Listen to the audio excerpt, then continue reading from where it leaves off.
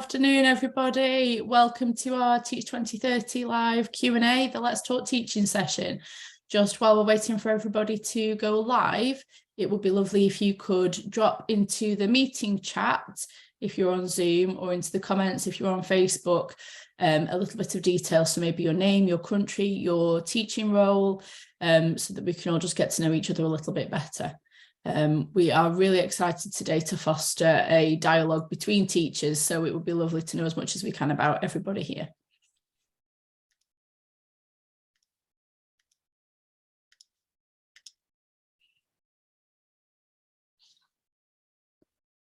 I think we have a minute or two. Oh, we are being live streamed. Thank you. We have a minute or two before the official meeting starts, so let's not be shy. Let's give everybody a little warm welcome with any detail that you would like into that meeting chat box.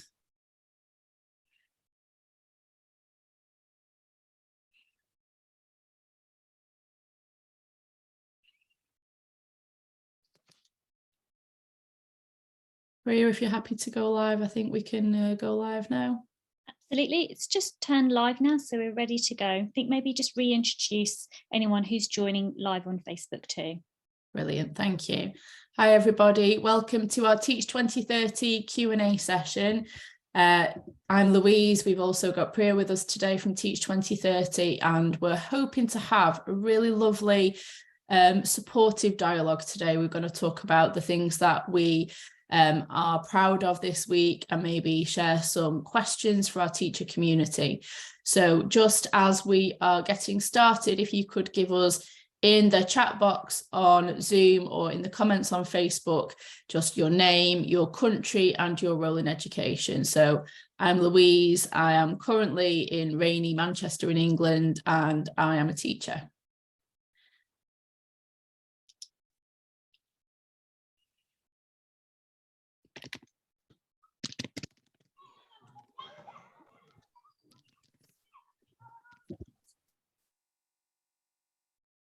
Thank you, Shabangi. Nice to see you here.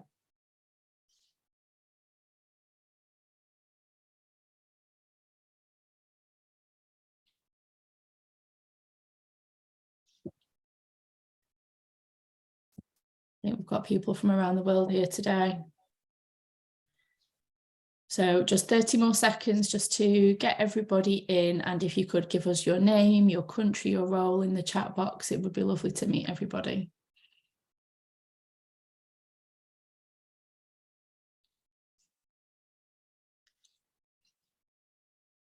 Shabangi is a German language teacher. Excellent. I can speak very little German. Ich kann mein Hotel nicht finden is all I can remember. Don't think I've ever stayed in a hotel in Germany.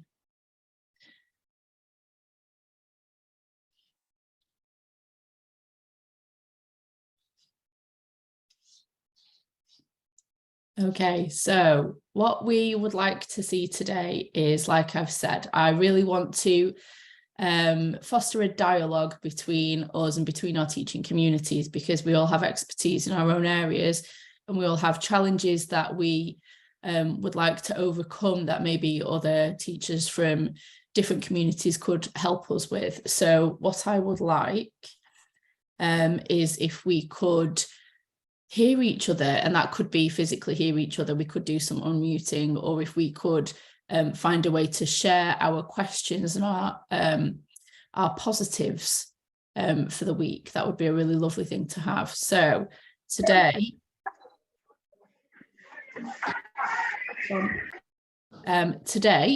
what I would really like is if we could have a little practice. Okay, so if you are in Zoom, it would be great if you could practice raising your hand. So you should have a reactions button in Zoom. I've got a little screenshot on the screen if you can see it. Hi, we've also just got a message from Jillifat from Cameroon, a science and biology teacher. Fantastic, nice to meet you. We have a raise hand function in Zoom, so you should be able to find that via the reactions button on your Zoom. Mine has just vanished, so hopefully yours is a bit more successful. Or we could unmute and have a verbal conversation, which would be really, really lovely. When you're invited to unmute, please do. Or another straightforward way of sharing our ideas is to just type into the meeting chat box in Zoom, okay? Or you can type, if you're joining us on Facebook Live, you can type in the comments and we can see those as well. So I would just love if everybody could have this moment, because it's been a busy week already and we're only on Tuesday, to have this moment just to think, have we got anything that we would like to celebrate today? Do we have any successes that we could celebrate? Okay, so something perhaps that has worked well for you recently in your classroom, or something that you've done that you thought, oh, that was great, I wish that I could do that more often. So obviously I'm really pleased to be here today talking to teachers from all sorts of places around the world. It's lovely to have this opportunity on Zoom. So what I would love is if you could think of something that you have enjoyed or done well, or maybe you have taught a lesson that was successful, or maybe one of your learners said, I understand now, or found something that they could take away from your lesson that was positive. And I'm just going to stop talking for about 30 seconds, okay? And it would be great if you could either raise your hand using the Zoom function or type in the chat box so we know that you've got something to share. It would be most appreciated. Thank you.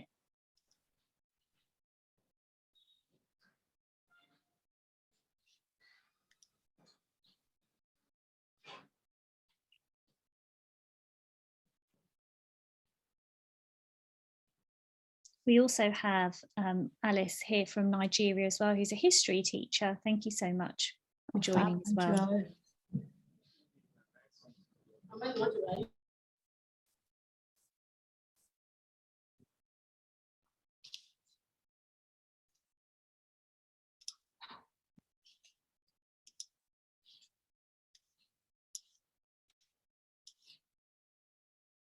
Okay, maybe I'll start with something that I'm feeling happy about this week. I teach media studies, and my students that have to take external exams this week, and it's a really big deal for them. And one of my students has been really worried about their exam for probably about the whole last year. And I was quite worried that she wasn't going to write anything in the exam. And I had been speaking to her outside of lesson time for a long time about how she was going to be brilliant. She just needed to, have faith in herself. And at the end of the exam, I walked over and saw what she'd written, and she'd written this much, which for my student was really impressive. And she was really proud of herself for getting something down on paper, because exams are not her favorite thing. So that was something that I'm proud of this week. Is there anybody who would like to share a success? It was a proud moment. Thank you, Priya. Oh, Shabangi has her hand up. Sorry, Shabangi. Would you like to unmute and share, or you could type in the chat box, Shabangi, whatever's best for you. Hi. Yes, hi. Yes, I would like to share, as I have shared, I'm a German language teacher. Yes. And it's very important, to make students to learn, especially for the younger children. So here is, small strategy which I have used in my classroom. Yes. That, it's always better when the children, learning a new language. We can teach them on their own interest. Many students, many children like pets. They have pets at home, or they like playing, football or something. So we should start teaching, recently I have finished one chapter which is about animals. Yes. And and my students, I'm so fortunate. I'm also an animal lover, and my students also loves animals. So what I did is I just, asked my colleagues, those who have pets at home, and I have just, arranged a group of one student and one teacher. And student is going to the teacher and asking the picture and some basic information, breed of the animal, name of the animal, age, and this is how they have conversed. And they have come back and they have wrote down the information in German, and they have created a card and they have gifted it to the teacher, to Oh, their pets. that's such a lovely thing. Thank you so much, Shabangi. I love the idea of them sharing their pets with you. I do a similar thing actually. I like to bring in the students' interests. So lots and lots of my students love football. So I have to read lots and lots of essays about Ronaldo, the footballer. I do not care for football, but I love to read about Ronaldo if that's what the students want to tell me. So thank you so much for that. It would be lovely to know. Thanks, guys. I would like to move on because I know we only have 15 minutes for our Q&A. I'd like to move on to, do we have any challenges that we'd like to discuss? Is there anything in your classroom that you, maybe it doesn't have to be a big thing, it could be something minor that you're struggling with, or maybe you have a bigger issue that you would like to share with your teacher community? Again, lovely to hear from everybody. You are welcome to raise your hand or put a comment in your meeting chat or on Facebook. Thank you so much.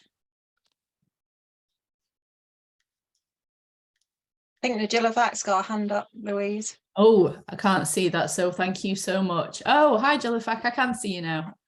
Hello. Hi. Good afternoon. I'd like to share a challenge I had in my class for the past 2 months. Okay. I'm a year 6 science teacher, and at the end of their course, they have to write the primary checkpoint exams. Mm-hmm. And it has been very difficult practicing differentiation because the exams will not be differentiated for anyone. Yeah. All of them are going to write at the same level, same difficulties of all the questions. So during teaching times, how do we differentiate during class time? It's a problem. Yeah. It's a problem. And throughout too, I've realized that some students, when you do differentiation, they become very comfortable with some of the differentiation techniques than others, but whereas they ought to be flexible in the way they master. Some prefer the graphic method, others will not like, they want short stories. Well, it's always a problem because the exam component entails them to know a little bit of all of those. So how do you practice differentiation in a class in which the final year exams which will not be differentiated? Yeah, that is a really good question. And I know that's something that I've struggled with in the past. I'm sure we'll have others who are able to share some ideas. So just while we're seeing if any of our community would like to chip in with any answers to that question, how do we differentiate our lessons when the exam won't be differentiated? For me, the way that we get our students to be able to participate in that exam, if everybody's doing the same exam, is that we have to know our students in the first place. And I think it's absolutely fine for us to differentiate the way that we always would leading up to that exam, as long as the students all know what's going to be expected of them. So the student that I mentioned earlier, who has a lot of difficulty in assessment situations and doesn't like to write, she needed my one-to-one help in a lot of the preparation sessions. And I've got a lot of students in each class. I'm sure that some of you do too. And it's important that I can give her that input, and the differentiation that I'm offering in my classroom allows me to see which students are going to need a bit more of my time, or allows me to plan some resources that might support them.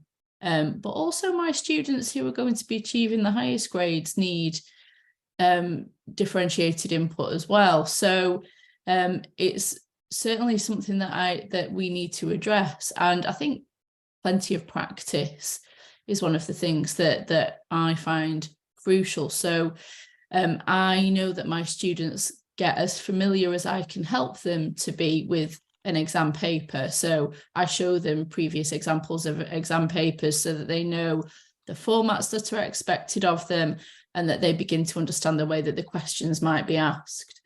So I don't know if that's something that would apply to any of your learners. Do we have Alice, I think, has got a hand up. Yeah. Alice, would you like to unmute to just perhaps share with Jilafak any ideas that you've got on differentiation, or perhaps you have another question? Can you unmute for us, Alice, or can you write it? She may not be able to unmute. She has put something in the chat box. I'm happy to read out for you. Would you please, Priya? Thank you. That's okay. The major challenge I have with my students is how to get them to really work on tasks without depending entirely on the textbook. Yeah. I think, again, I'm sure that we have plenty of members of our community who can help you with this and how different teachers work this method. But for me, it depends on how I'm motivating my students and what it is that I want them to achieve, because I think everybody has a sense of achievement, don't they? And perhaps making things into a bit of a game. So taking away the pressure of a high stakes situation. And sometimes I set a clock or a timer. And if I know that something's going to be tough, I say, look, you have 10 minutes, and I put a 10-minute timer up or countdown from the clock. And I say, the first person to finish this task will have, it might be a small award. In my school, we give students house points, which are like a little token of appreciation. The first student can have a small prize, but everybody needs to do this in 10 minutes so we can move on to the next task. Go. And I think creating a sense of excitement and importance can often help sort of liven things up in a way that a textbook can't. Does anybody else have anything that they can share with Alice or with any of our other contributors? Alice, you've still got your hand up. I don't know if you want to add an extra point or if there's something that you... Hi. Hey, good afternoon. Hi. Hello, good afternoon. Could you tell us a bit more about your question and your setting? Thank you. Okay, you've actually answered my question and I'm really satisfied with the response you gave. Thank you. But I just want to add to the first question that you answered about differentiation. I think someone was asking a question about how to differentiate when you're writing an exam, since the exam will not be differentiated. So how do you achieve differentiation for an exam? And you really talked about understanding your learner first. I think that's the key. Yeah. So once you can identify the weaker learners, I won't really want to call them weaker learners out. Let me just call them the weavers now. And just like you had said, that's give you a sense of time. Differentiation does not have to be by content sometimes. Mm-hmm. It can be, differentiation could be on timely now. Yeah. So for such a student like a weaver now, you could give them more time to stay on the task. Mm-hmm. And the kind of support you give them will actually be different from the ones you give the higher achiever learners now.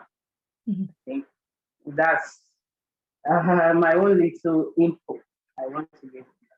So and for them now, their expectation, the expectation for them should not be as high as the higher achiever. Yeah. So you can only motivate them to get to that level where the higher achievers are, but their expectation, the teacher's expectation also now should not be as high as for the independent learner or higher achiever learner. And that's where knowing your students so well comes in, isn't it? Because you know that for some students, yes, of course, a real challenge could be something that for another student wouldn't cause any difficulty. So that's the difficulty of our job, isn't it, of being a teacher, is to understand how difficult each student's different circumstance might be. Thank you so much for your contribution, Alice. Do we have one last question before we need to wrap up? I'm aware of the need to keep our Q&As to 15 minutes, and I think we've probably already gone over, but I'd love it if anybody had another question or a contribution before we move on. Can't see anything on here, and that includes Facebook as well. Thank you so much, Priya. To let you know, but there could be anyone wants to add any further contributions to anything that's mentioned is fine too. Thank you so much, Priya. So further to that, guys, I know that lots of people on here will have come to us because you've done a Teach 2030 course already, but there are many courses out there for all eventualities, and we would love it if as many of our contributors today as possible could get on another Teach 2030 course and share the word. It's really important that you share the news of our courses with your communities and our workshops. We've got a workshop next Tuesday at 3 o'clock, co-hosted by Priya and one of our very supportive ambassadors. So it'd be great to see you there. Oh, we do have one question. It's somebody has a question. That would be fab. If you could give us that question, and I'm just going to get a link to share in the chat box. One moment. Okay. User, unfortunately, I don't know your name, user. Do you have a question that you'd like to share? Would you like to unmute or put it in the chat?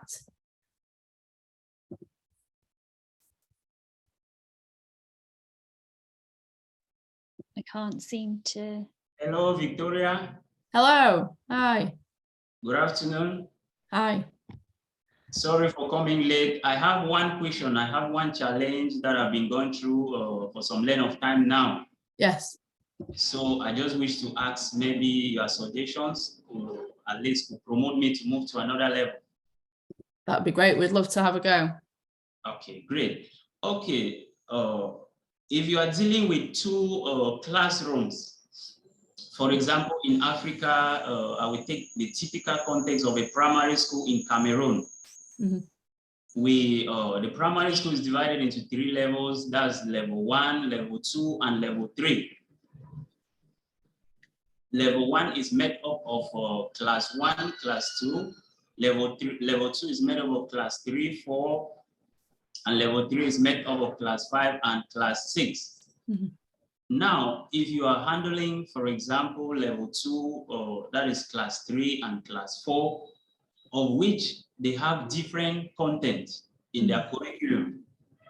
And when you are preparing your lessons, are you going to like prepare 2 lessons that you will be teaching the different classrooms, or are you going to like harmonize the lesson that will be able to take care of all the learners in class? Thank you.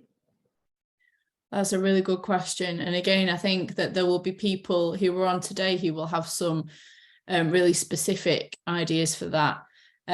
My feeling is that I'm sure that you probably already do, but you would do a mixture of the two. So I would be thinking about your positioning in the classroom and maybe thinking about whether you can separate your learners physically with the ones who are at a similar stage in different areas of your classroom, if that's physically possible. But also the idea that there will be times when it's appropriate for everybody to come together and to have the same input from you would be important. But do we have anybody with a hand up who'd like to contribute to that? Anybody who's got experience of working with different grades of learners in different situations? Alice, your hand is still up. I don't know if that's from before, if you'd like to contribute to this question we've got.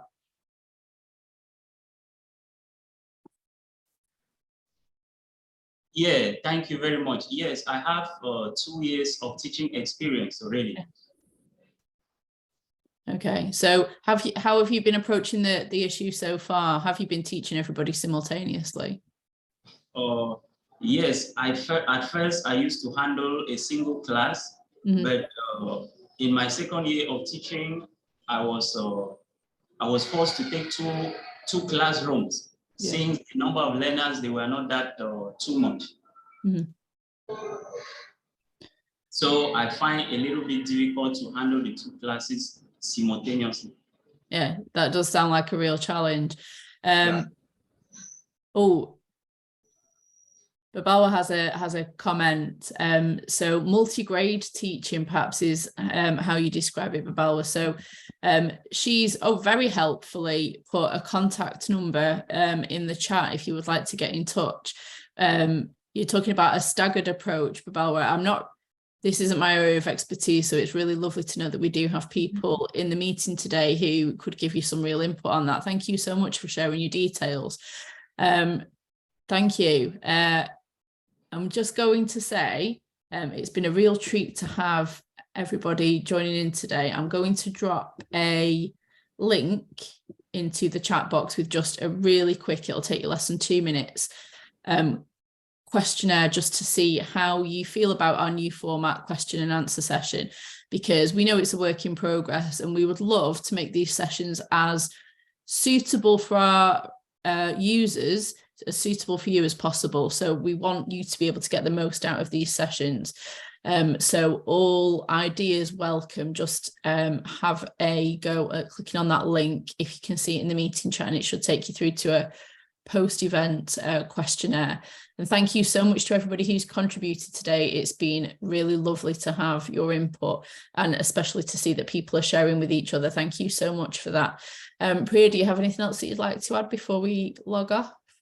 No, not at all, actually. Thank you so much to everyone. I can only echo what you've said. It's been lovely to have so many of the voices sharing successes or challenges too. And we hope to continue to do this for the following month as well. So thank you so much. Oh, thank you. But thank you, guys. And we will see you next week for our Q&A. Okay. Bye Thank now. you. Bye. It's finished.